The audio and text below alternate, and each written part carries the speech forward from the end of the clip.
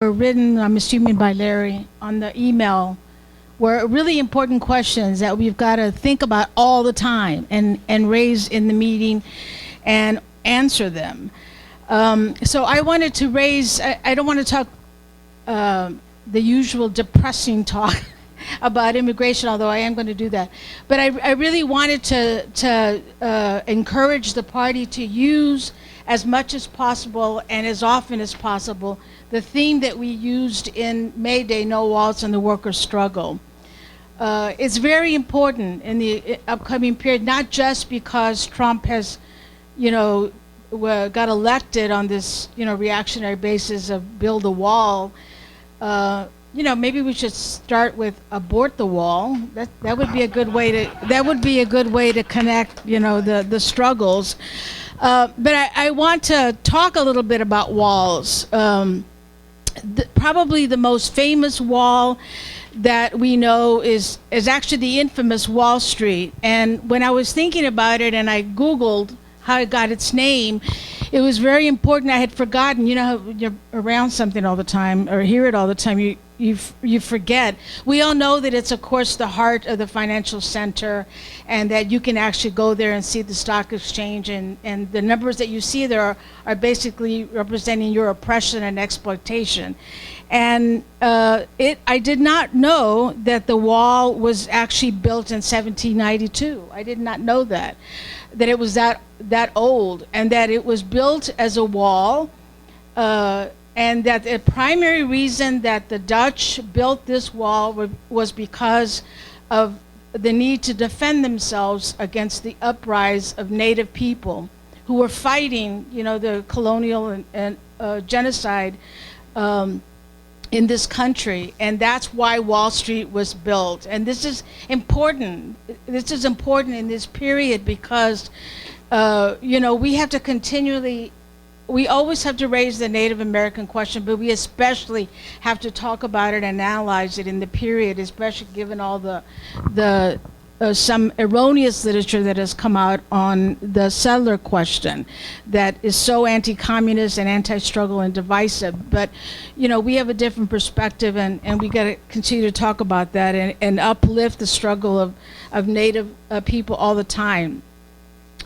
So, there's another thing that I Googled that said, it was a mainstream bourgeois source that said that most people in this country, when they think of Wall Street, they see it as, they immediately link it with corporate greed and, the loss, especially since the last crisis and the loss of their homes because of the corruption that exists in Wall Street. And so it's synonymous with exploitation, and we can thank especially the Occupy Wall Street movement, who really, we can't forget what happened there. And I thought it was in 2010, and maybe it would be a good anniversary, but it was actually in 2011, which is too bad because the 2020 would have been good.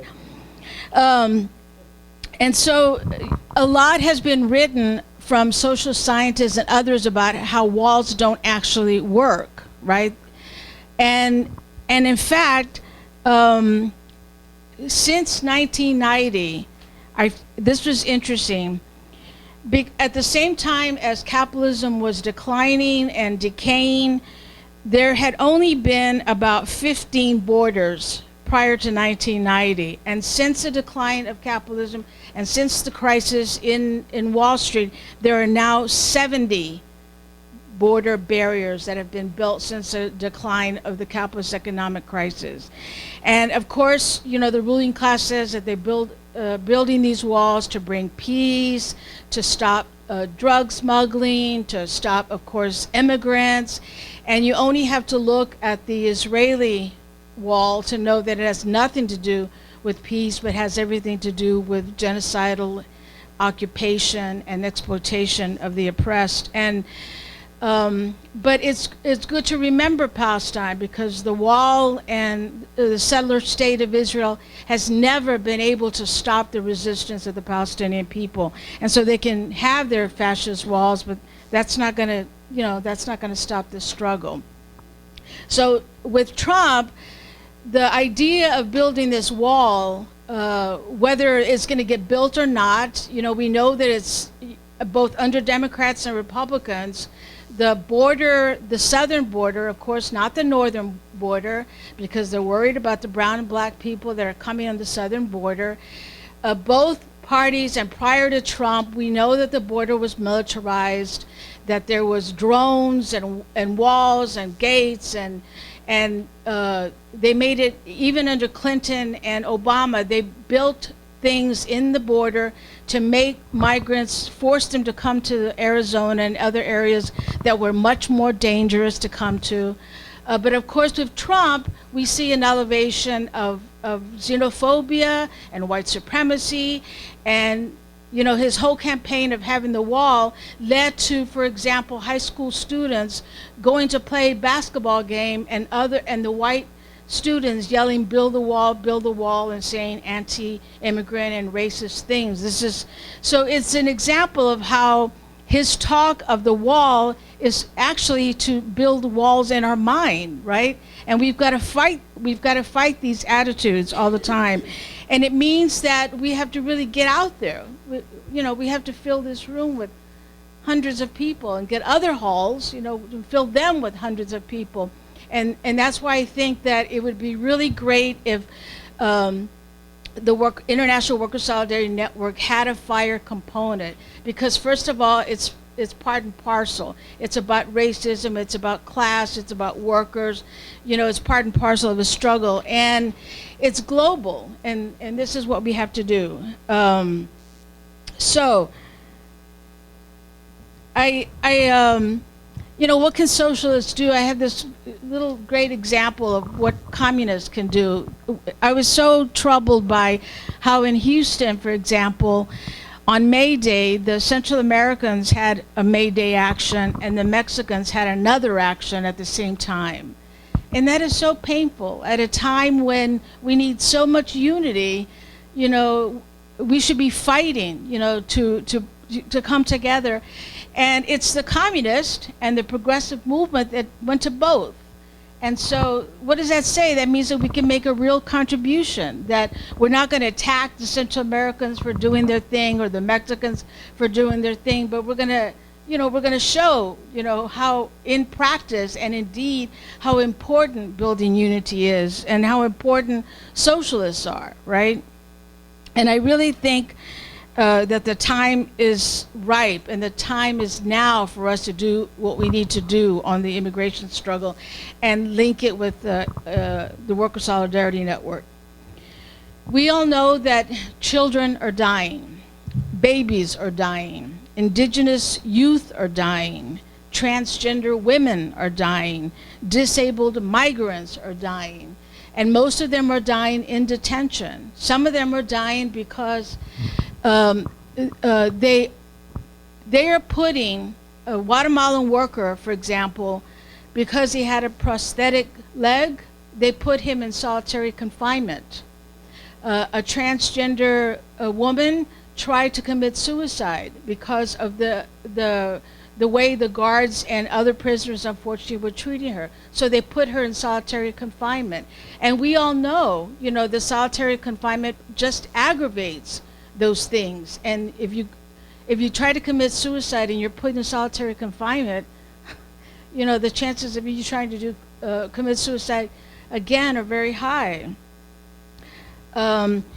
Deportations are on the rise. The ICE agents are going to all kinds of communities and deporting people like never before.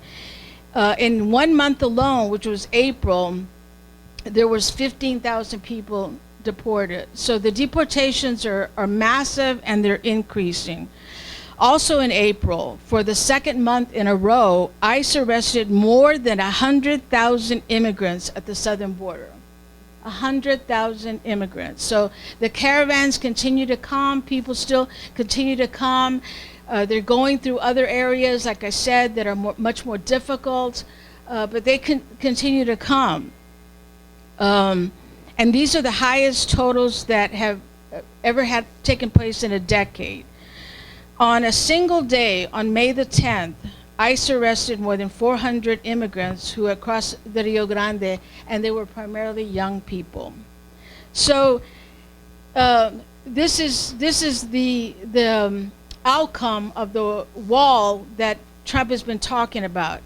And this wall, because it's meant to divide and conquer the working class from the U.S.-born workers, black and white, brown and white, etc., they're also, you know, they're really attacking now people who are resisting. I think all of us have heard about the cases of people on the border. There was a white man who gave water to some of the migrants that he found that were dehydrated. Yeah, there's one man that's going to trial right now, but there's actually dozens of people that are being arrested and being charged with felony charges for giving water. A woman in Texas was driving on the road and saw a family, and they were dehydrated and having a hard time, and she gave them water and food, and they arrested her. So we have to do something about this, right? I mean, you cannot arrest people for giving other people water. You know, this is like the extremity, and yet the militia can sit there with their guns, their fascist guns, and point them at the immigrants, and ICE and the militia, like the cops in the Klan, you know, are hanging out and, you know, schmoozing with each other. So,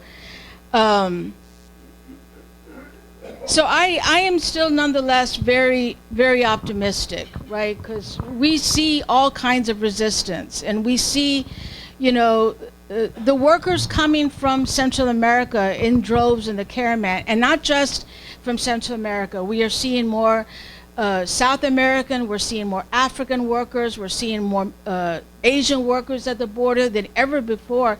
You know, you can imagine, you know, coming from several nations in Africa and making your way to the U.S.-Mexican border, and we're seeing more of this. This is an act of resistance. It's an act of survival, of course. You're forced to do this, but it's also an act of resistance, you know, that no propaganda, no ICE agents are going to stop workers from their struggle to survive, right? So this is important.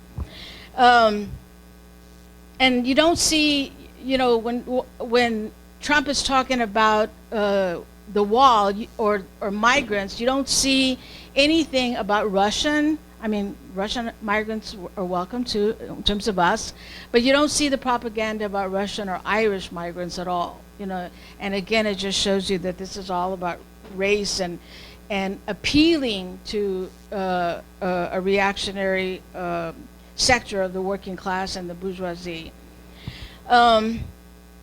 It's so linked to climate change, you know, and it's going to be more linked in the coming period. More and more people are going to be forced off their homelands because of climate change. You know, that's going to happen. You know, the workers that are coming in from Central America, some of them say, you know, that there's droughts that are frying the lands and frying the actual food that they're trying to grow, and they have no choice but to come.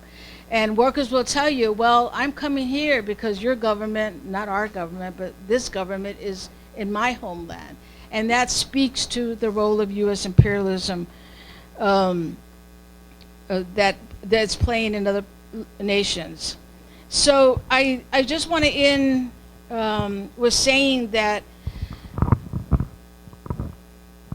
there's been a lot of ideas about what to do in the migrant struggle, and it has to be on the weight of each and every comrade in the party to be able to respond to this. And the International Workers' Solidarity Network is a perfect opportunity, you know, to link in and tie it in with all the issues that we talk about here every week. It's not an isolated issue. And I remember, I was telling Larry, I think I was telling you, that we had, for example, I don't know, 10 years ago, we had the Bail Out the People movement, and we had a conference that, you know, several labor and, you know, all the activists that we work with, the anti-war movement, you know, came together, and we formed a very good coalition. And I think that's, you know, I'm really heartened by the report that Larry gave about who's signing on. you know, we get all these people in a room, a big room, like Cooper Union or Madison Square Garden, you know, whatever, you know, in a room to fight for a class, it would be probably one of the most leftist, class-conscious events to be held in a very long time. And as far as I'm concerned, you know, the comrades who go to the Central American, or the party that goes to the Central American and the Mexican demos on the same day, is the party that can do this.